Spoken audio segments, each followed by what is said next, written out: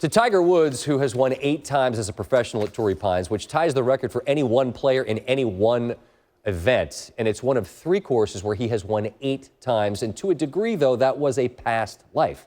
Not pre-scandal, but pre-year off for injury after turning 40, Tiger. We begin to find out what the next chapter of his story looks like on Thursday.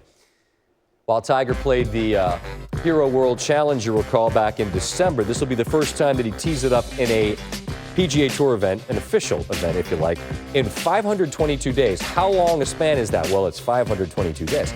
But during a span of that length from May 99 to October 2000, Woods won 17 official events around the world, including 4 major championships.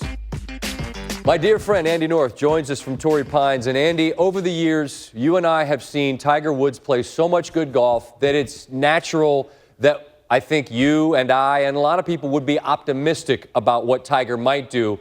So I'm going to frame the question this way. Are there any things you are pessimistic about this week as he makes his PGA Tour return? Well, Scotty, I think the one thing that I'd be a little bit concerned about is that it's rained out here. The golf course is really, really soft, which is, walking on soft golf courses, by the end of the week, your legs, your lower back, it does affect it. And the fact that it's cold.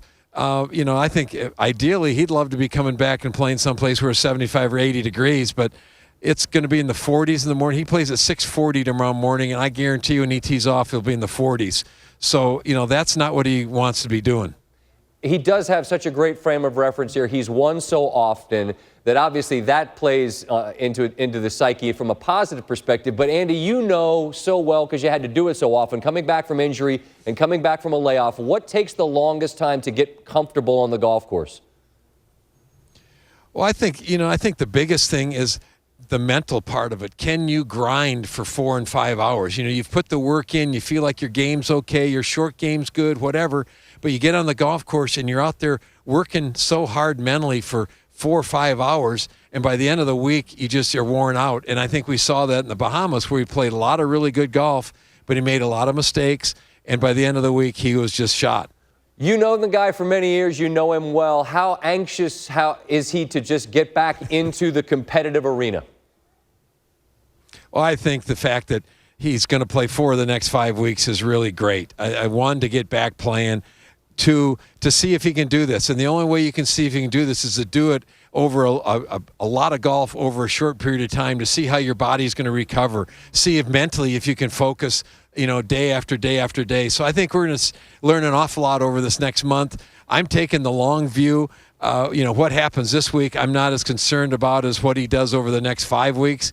And I think we'll know an awful lot about where Tiger Woods is come the Honda Classic in February. And he has his eyes the same place I know you and I do. The place I know our paths will cross, that's a little place down in Augusta, Georgia called the Masters in the springtime. Andy, warm up. Thanks for being with me. I'll talk to you soon. Be well.